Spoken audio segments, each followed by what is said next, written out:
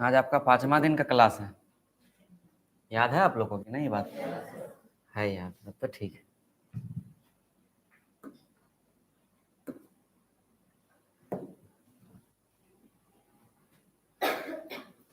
अब हमको थोड़ा सा चैप्टर पढ़ाना है बुआ। चैप्टर पर अब आपको चैप्टर पढ़ना है थोड़ा सा। अभी जो हम लोग पढ़ रहे थे वो चैप्टर का ही हिस्सा था, लेकिन थोड़ा सा उसमें हम डीप चले गए थे, बेसिक आपको बता दिए थे। हाँ, इसको थोड़ा सा पहले है, हमको पढ़ना है आज यूक्लिड विभाजन लेमा के बारे में पढ़ना है।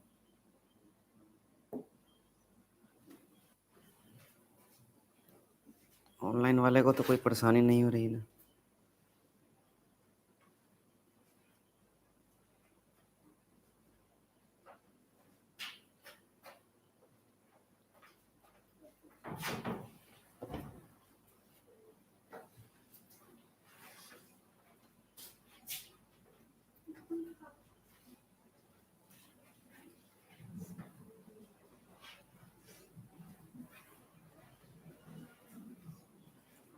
टाइम पर थोड़ा आया कीजिए।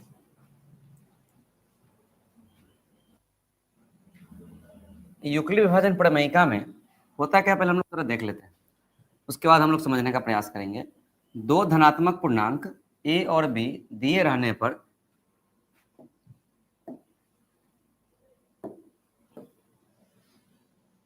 ऐसी अद्वितीय पूर्णांक संख्याएं q और r विद्यमान है कि a equal to B Q plus r. a equal to B Q plus are होता है कब? जब दो धनात्मक पूर्णांक a और b दिया गया। अब इसमें यहाँ पूर्ण ही रहने दीजिए, ज्यादा बेहतर होगा। Given two positive integers a and b, there exist unique whole numbers q and r such that a equal to bq plus r। और एक कंडीशन यहाँ पर आ गया ना, r इज ग्रेटर देन, जिधर ये जो घूम जाता है ना वो बड़ा का होता है उसको ग्रेटर देन बोलते हैं, r इज ग्रेटर देन, और ये जो साइन पड़ा हुआ है इसको इक्वल टू पढ़ते हैं। r is greater than equal to कितना? 0। और r is less than equal to नहीं, यहाँ लेस देन का साइन आपको दिख रहा है, यहाँ लेस देन का साइन आपको दिख रहा है, यानी लेस देन का साइन है, सिर्फ r इज लेस देन कितना? b। ये है। ऐसे बताने से आपको कुछ समझ में आया? कुछ समझ में आया? नहीं आया समझ में? अब समझ में आएगा कैसे आपको, तो हम लोग एक छोटा सा भाग देखते हैं। मान लीजिए कि हम आपको बोले कि डिवाइड करने के लिए 8 में आप 17 से डिवाइड करो, ठीक है? तो आप कैसे डिवाइड करोगे? डिवाइड तो करने आता है ना, 2 बार में लगेगा 16, कितना बचेगा? 1। इसमें से हम लोग पढ़े थे, बहुत छोटे क्लास में हम लोग पढ़ लिए थे, भाज्य बराबर भाजक गुने, बोलते थे ना कि टेस्ट कर लो ये वाला, अगर आ गया तो आंसर सही है, ना तो भाग बनाया हुआ क्या है? गलत है। तो भाज्य बराबर होता है भाजक गुने भागफल प्लस शेषफल, ठीक है? और इसी वाले फॉर्मूला में भाज्य को नाम दिया गया a, भाजक का नाम दिया गया है b, और भागफल का नाम दिया गया है q, और शेषफल का नाम कितना दिया गया है? r। अब समझ में आया कि a बराबर बी क्यू प्लस आर क्या है? से भाज्य बराबर भाजक गुने भागफल प्लस शेषफल का ही रूप क्या है? a बराबर बी क्यू प्लस आर, जहां भाज्य कौन है? a है, खाली इसको शॉर्ट फॉर्म लिख दिया गया है। b जो है आपका क्या है? भाजक है, q आपका भागफल है, और r क्या है?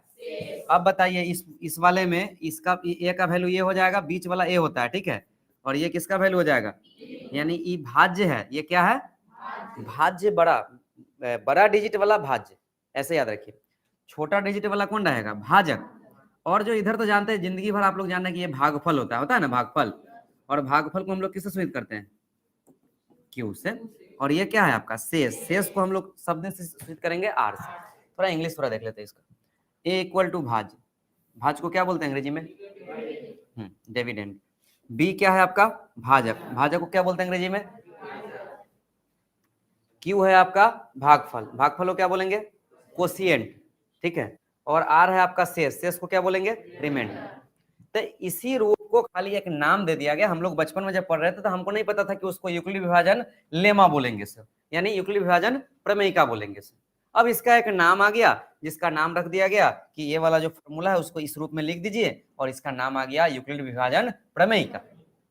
ठीक है, आपको समझ में आ गया कि A equal to B Q plus are होता क्या है। तो यूक्लिड विभाजन लेमा आप भूल जाओगे, याद रहेगा क्या होता है, ए बराबर बी क्यू प्लस आर। किसी का मन है कि हम बी क्यू नहीं लिख के सी क्यू लिख दें, गलत हो जाएगा, नहीं होगा वो। लेकिन आपको पता होना चाहिए कि ये जो हम लिख रहे हैं ये वाला आपका क्या है, ये भाज्य है, ये क्या है भाजक यानी डिविजर, क्यू कोशिएंट, और आर क्या है शेषफल। ये तो पता होना चाहिए हर हाल में। तो ये हो गया ए बराबर कितना बी क्यू प्लस आर का। कोई दिक्कत इसमें? अब जो एक कंडीशन दिया है, ये तो कंडीशन बचपन में हम लोग नहीं पढ़े हैं, कि पढ़े हैं? नहीं पढ़े हैं। अब इसको समझिए फिर से एक बार, हम इसको पहले समझा रहे हैं आपको डायरेक्ट। ये सब मिटा दें हम, आपको समझ में आना है कि किसको, बीच वाला जो होगा उसको ए का वैल्यू, इधर साइड वाला राइट साइड जो भागफल होगा वो क्यू का, और शेषफल का वैल्यू आर, उसी को हम लोग बोल देंगे A equal to B Q plus R. समझ में आ रहा है ना बात? अब यहां तक हम जो ये बात अब समझ लिए, तब हम प्रयास करते हैं इसमें जानने का कि इसका मीनिंग क्या है। ये मीनिंग, ये इसका मीनिंग अगर आप समझ लो लेना तो आपको बहुत आसान हो जाएगा। ये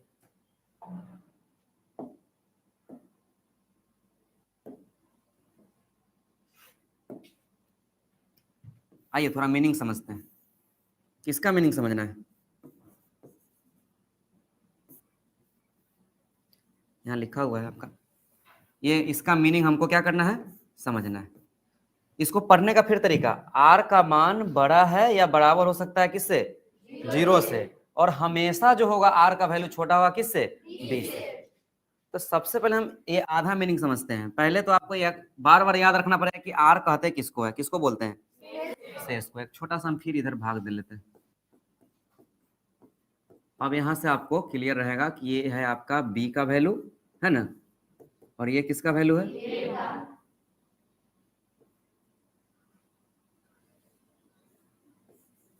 बी है, और ये ए है, क्यू, और ये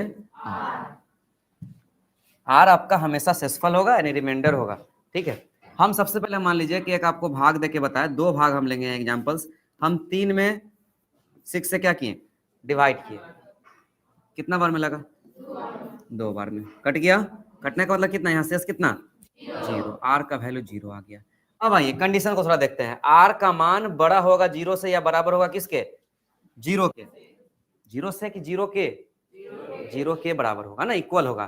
तो यहाँ आर का जो वैल्यू है किसके इक्वल है, 0 के इक्वल। यहाँ लिख रहा है ना कंडीशन, बताइए हम जब डिवाइड किए तो आया 0 के इक्वल, क्या आया कि नहीं आया?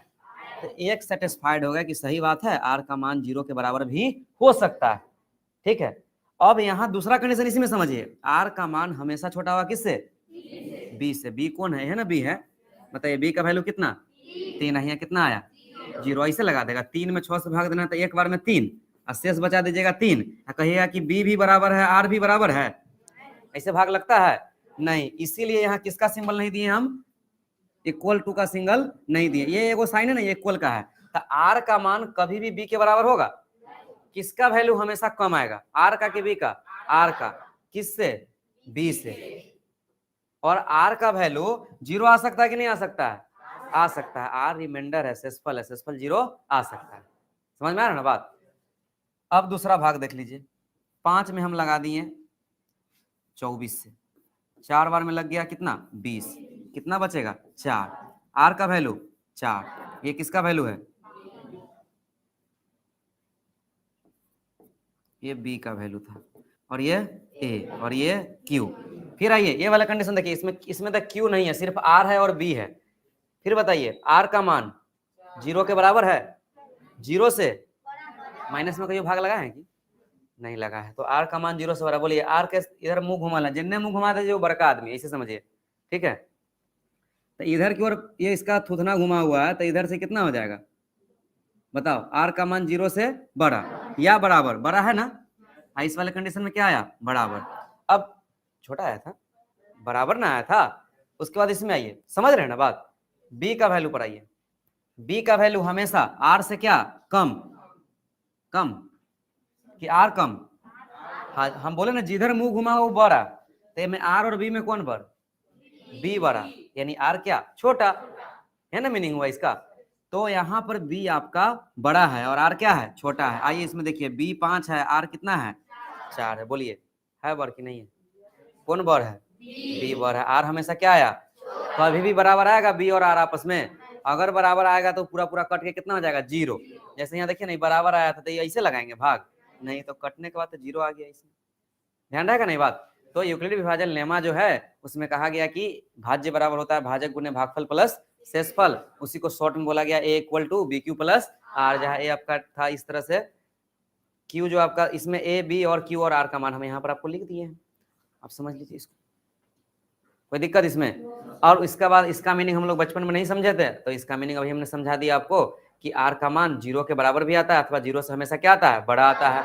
और हमेशा किससे छोटा होगा आर का मान? बी से छोटा होगा। ये कंडीशन आप लोग को रटना पड़ेगा कि ध्यान में आ गया? ध्यान में आना गया? आगे बढ़े अब। तो यूक्लिड विभाजन लेमा हम लोग पढ़ लिए ना, तो इसकी सहायता से आपको भाग नहीं देना है। भाग तो आपको आ रहा है तो फिर भाग दोगे नहीं, हमको डिवाइड नहीं करना है। इसकी सहायता से हम क्या निकालेंगे? तो इसकी सहायता से हम लोग HCF निकालते हैं। अंग्रेजी भी ध्यान रखना है, इसको बोलते हैं यूक्लिड डिवीजन लेमा। थ्योरम क्या है कि दो धनात्मक पूर्णांक की ओर भी दिया गया है तो एक ऐसी अद्वितीय पूर्ण संख्या Q और R विद्यमान है। अद्वितीय मतलब होता है उसके सिवा दूसरा कोई नहीं, एक को छोड़कर दूसरा कोई नहीं, कि A इक्वल टू कितना? BQ plus R। और ये अद्वितीय क्या होता है थोड़ा हम जब सवाल बनाएंगे आपको वहां समझा देंगे, ठीक है? आगे बढ़ जाए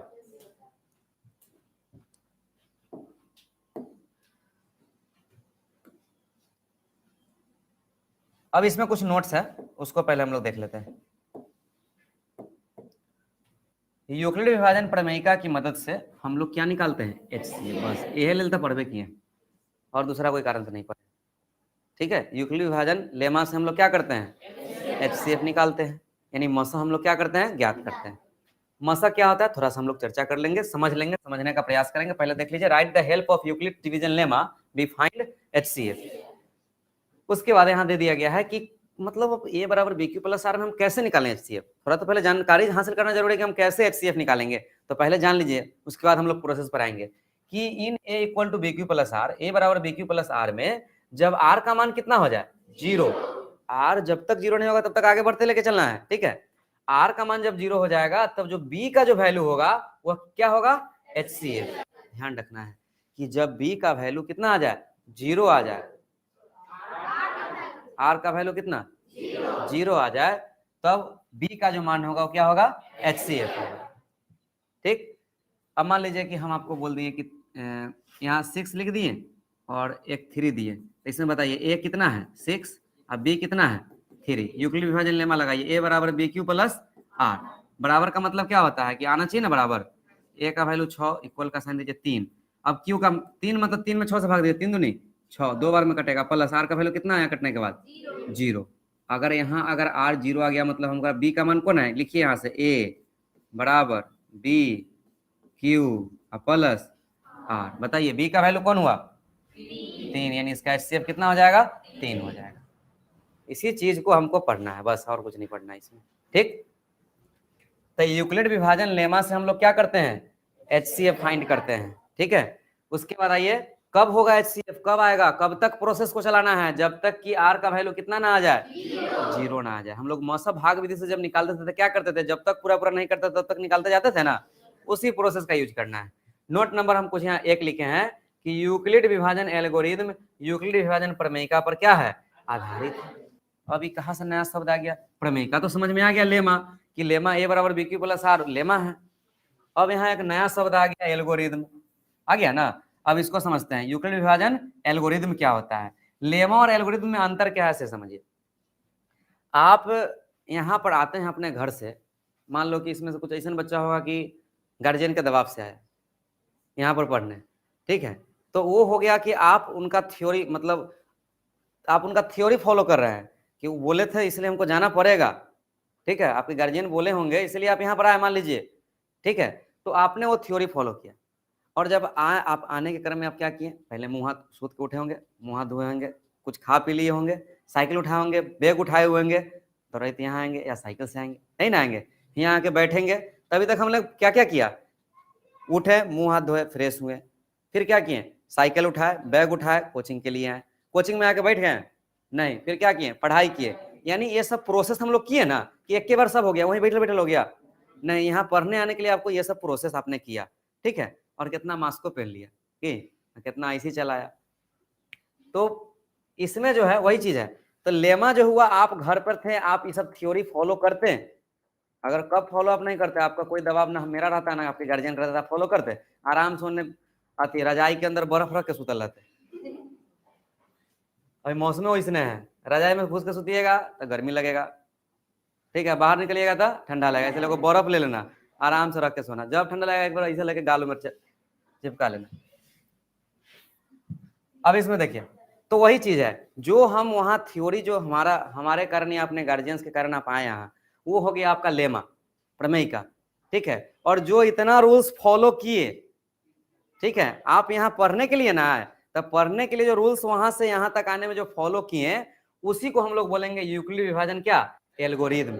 यानी एल्गोरिथम एक प्रोसेस होता है, और जबकि लेमा के आधारित किस पर होता है, प्रमेयिका पर। आप ये प्रोसेस क्यों किए, क्योंकि आपके गार्जियन पर आप आधारित थे, इसलिए नहीं प्रोसेस किए, ना तो करते हैं नहीं। तो अब दोनों में अंतर समझ में आ गया कि प्रोसेस जब हम करेंगे तो उस शब्द का नाम सिर्फ प्रमेयिका से बदलकर क्या हो जाएगा, एल्गोरिथम हो जाएगा।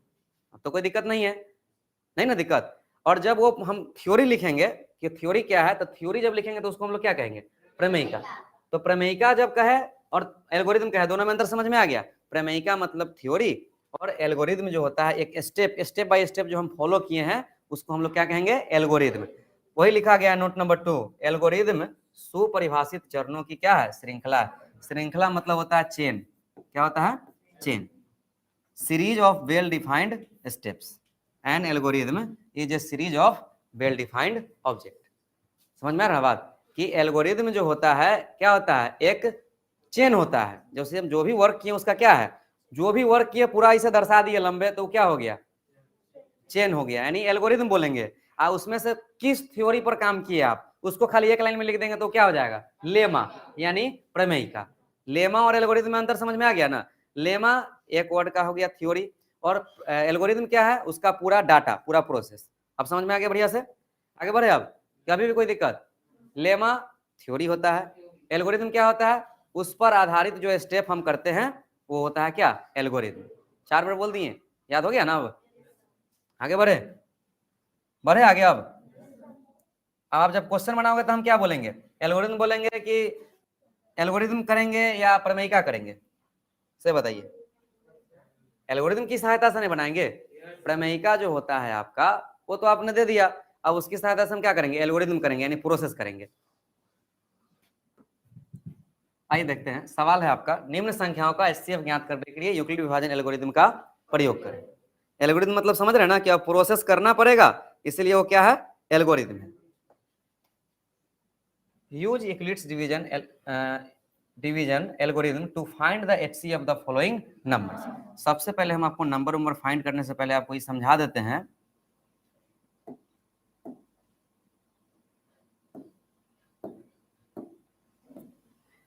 कि एचसीएफ होता क्या है, ठीक है। ये आपने दैनिक जीवन में समझना बहुत जरूरी है कि एचसीएफ हम क्यों निकालते हैं।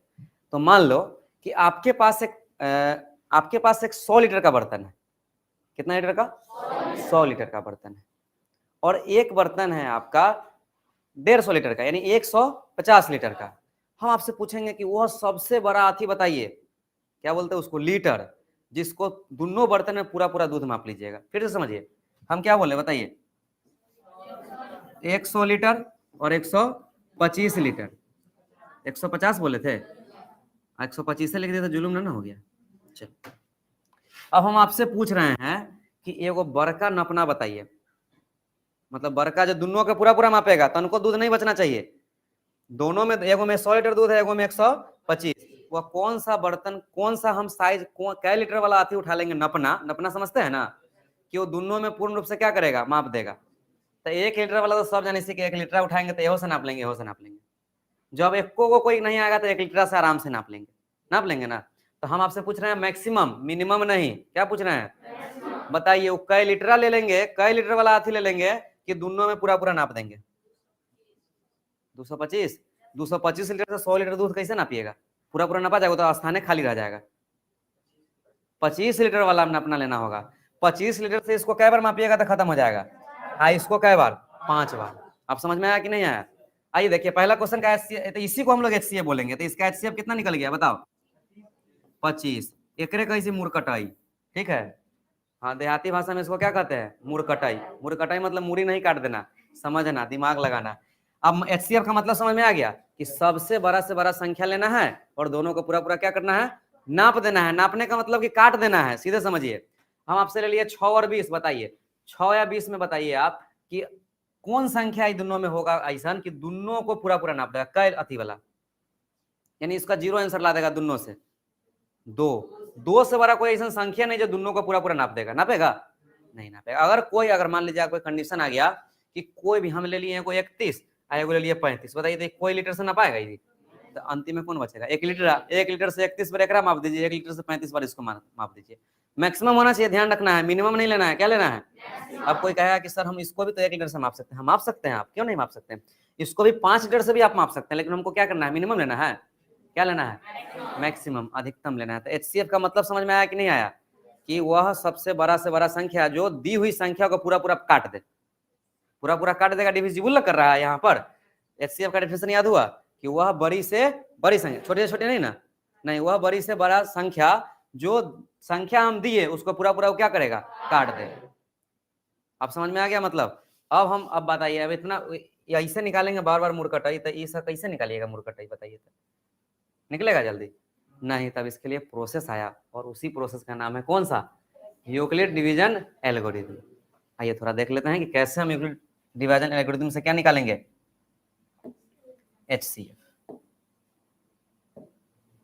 पहला सवाल है आपका कितना? 6 एवं 100 120 की 6 और 20 है, 6 और 20। प्रोसेस थोड़ा समझिएगा, बनाने का तरीका भी सीखिएगा। यहां देखिएगा, अगर हेयर ए का जो मान है हमेशा ज्यादा होगा ना, कितना? 20। अब बी का मान 6। अब ये हम क्यों लिख रहे हैं? यूक्लिड लेमा में पढ़े थे A equal to BQ plus R। तो यहाँ कौन बड़ा था? A बड़ा था कि B बड़ा था? A। बीच वाला हमेशा बड़ा, पता है ना आपको? तो हमको यहाँ A पता हो गया 20 और B पता हो गया 6। अब आइए, अब प्रमेय लगाइए यूक्लिड विभाजन प्रमेयिका से।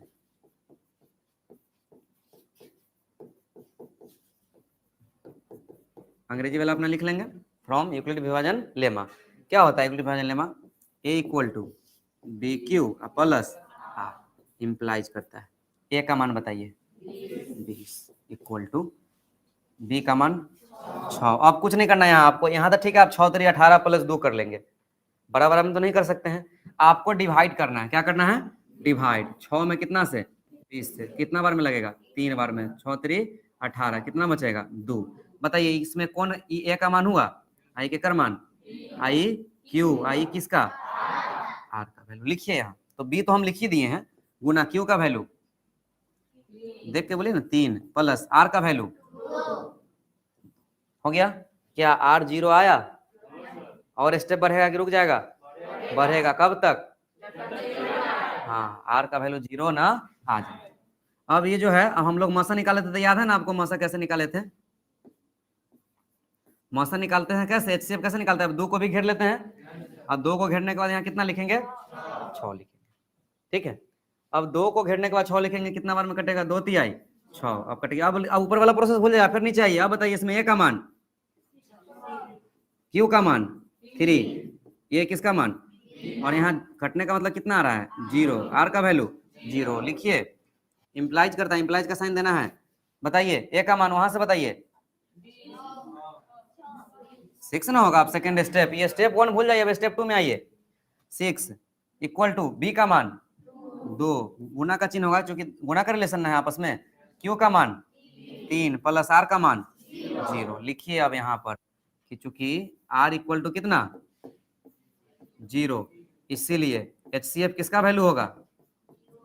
0 होगा। HCF की B का मान होगा। जिंदगी भर याद रख लेना, HCF कभी शून्य नहीं होता है, ठीक है, ध्यान रखेगा। मतलब सबसे कम यदि किसी संख्या का HCF है तो कितना होगा? 1। 1 से कम नहीं होता है। तो HCF B और B का वैल्यू बताइए, जब R 0 होगा तो वहां B का वैल्यू पढ़िए, A बराबर B Q plus R, B का वैल्यू कितना पड़े 2, तो HCF कितना हो गया 2। ऐसे भी यहाँ से भी देख सकते हैं, यहाँ से कट गया तो इधर वाला क्या होता है आपका HCF ना होता है। मुझे समझ में आया कि नहीं आया? और हमको एक सवाल बना दे क्या, और एक सवाल कर दे, देख लीजिए। इसको हम बड़ा वाला सवाल एक बना देते हैं, उसको आप उतार लीजिएगा, ठीक है। दूसरा सवाल बोलिए कितना, 165 395, 165 395।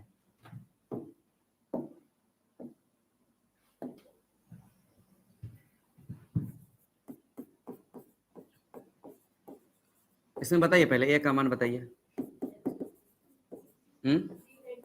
395, ए हमेशा ज्यादा लेना है, बी 165, क्या लगा देंगे, यूक्लिड विभाजन प्रमेय का, यूक्लिड विभाजन प्रमेय का से। ये एगो क्वेश्चन आता है ये इससे एग्जाम में, ऑब्जेक्टिव भी रहेगा। यूक्लिड विभाजन प्रमेयिका से बताइए क्या होता है, A equal to B Q plus R implies करता है। ए का मान बताइए 395 बराबर बी का मान 165 पर। अब यहाँ रुक जाइए, अब क्या करना है आपको पता है ना, 165 से भाग देना है 395 को। अब देखिए यहाँ भाग लगाने का तरीका, यहाँ 2 अंक लिए, यहाँ 2 अंक, 16 दूनी 32, लगभग 2 बार में लगेगा, 5 दूनी 10, 16 दूनी 32 और 1 33, 5 9 में से 3 जाएगा 6, देखिएगा मिस्टेक ना हो। अब बताइए इसमें ए का मान 395, बी का मान, क्यू का मान 2 और आर का मान 65। आराम से लिखिए, दोनों तो लिखा गया, गुना क्यू का मान 2 प्लस आर का मान 65 लिख दीजिए, इंप्लाइज करता है। अगला स्टेप बताइए, इसको क्या करेंगे, घेर लेंगे, कितना उतरेगा 165, इसमें का 6 इसमें का 16 लीजिए, 6 दूनी 12, 6 3 18 ज्यादा ना हो जाएगा, तो यहाँ 2 बार में ही लगाइए, 5 दूनी 10, 6 दूनी 12 1 13, 5 6 में से 3 गया 3, कितना आया 35। अब बताइए ए का मान, ये आप ऊपर भूल जाइए कि ऊपर कुछ हम किए थे, ए का मान कितना आया 165, ए का मान है मेरा 165 इक्वल टू बी का मान अब 65 गुने क्यू का मान 2 प्लस आर का मान 35। और भी हो गया कि खत्म हो गया, और जाएगा, और बढ़ाओ, जितना खाता उतना खियाओ। अब क्या करेंगे, 35 को भी ना घेरना पड़ेगा, घेरिए, 35 को घेरेंगे, कितना लिखाएगा यहाँ 65, कितना बार में लगेगा, एक बार में, 2 बार में 70 हो जाएगा बुआ, एक बार में 35, 0 6 में से 3 घटेगा तो 3।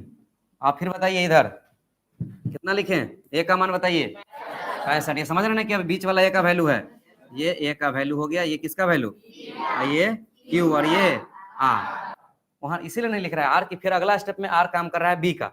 अब ये माइंड में सेट कर लो कि स्टेप जब बढ़ता है तो आर किसका काम करता है, बी का काम करता है। यहाँ पर ऑब्जेक्टिव आपको काम करेगा, जब हम आपको ऑब्जेक्टिव बताएंगे तो कितना हो जाएगा बताइए, कितना लिखे 65, हाँ 35 गुने ए का प्लस 30। चलिए अब थोड़ा सा इधर हम, इसमें 30 में अब कितना से भाग दे, एक बार में कितना 30, कितना आया 5 लगाइए, बोलिए कितना लिखे, बीच में कौन है 35 लिखिए, इक्वल टू इधर साइड बी का वैल्यू 30 गुना कितना बार में प्लस शेष, फिर आगे बढ़िए, अभी तो नहीं ना है 0, तब तक बढ़ेंगे जब तक 0 ना आ जाए। 5 में अब यहाँ कितना उतरेगा 30 ना, ये वाला उतरता है, कितना बार में लगेगा 6 बार में 30 कट गया, यानी आर का वैल्यू यहाँ कितना आ गया 0। बोलिए स्टेप बोलिए क्या लिखेंगे 30, हाँ गुना का साइन कौन बोलेगा, 5 गुने 6, एडिशन जोड़, हमें शेष हमेशा जोड़ में, ठीक है 0। यहाँ लिखिए चूंकि r इक्वल टू 0, इसीलिए जो आपका HCF होगा वो किसका वैल्यू होगा, b का वैल्यू। अब b का वैल्यू यहाँ पढ़िए, a बराबर बी क्यू, b किसको पढ़े हैं 5 को, तो b आपका क्या हो जाएगा एच का HCF। HCF का मतलब समझ में आ गया ना, कि 5 सबसे बड़ी संख्या है, दोनों को पूरा पूरा क्या करेगा, विभाजित कर देगा। समझ में आ गया बढ़िया से, जल्दी इसको नोट कीजिए, और एक बार समझा देंगे, समझ में आ गया। जल्दी कीजिए, मैथ का टाइम आपका खत्म होने वाला है। 7:29 हो गया है।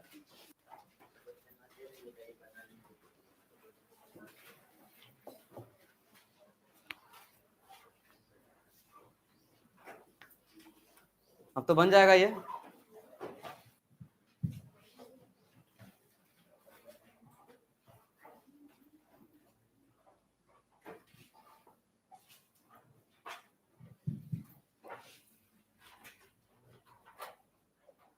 फास्ट उतारिए,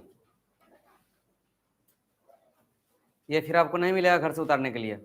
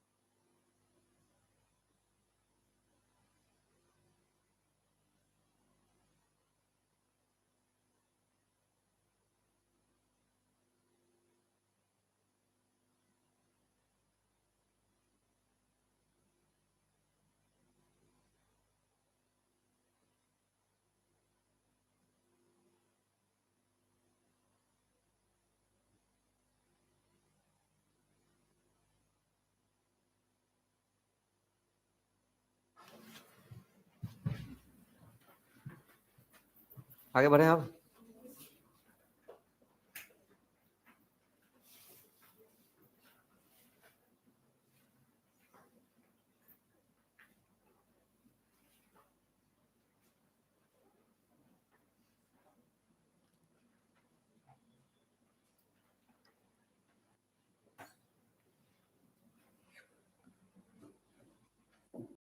आपका जो अब सवाल जो है ये आपको जाएगा, आप उतार के बना लेंगे आप। ये पूरा सवाल क्लियर करना है आपको।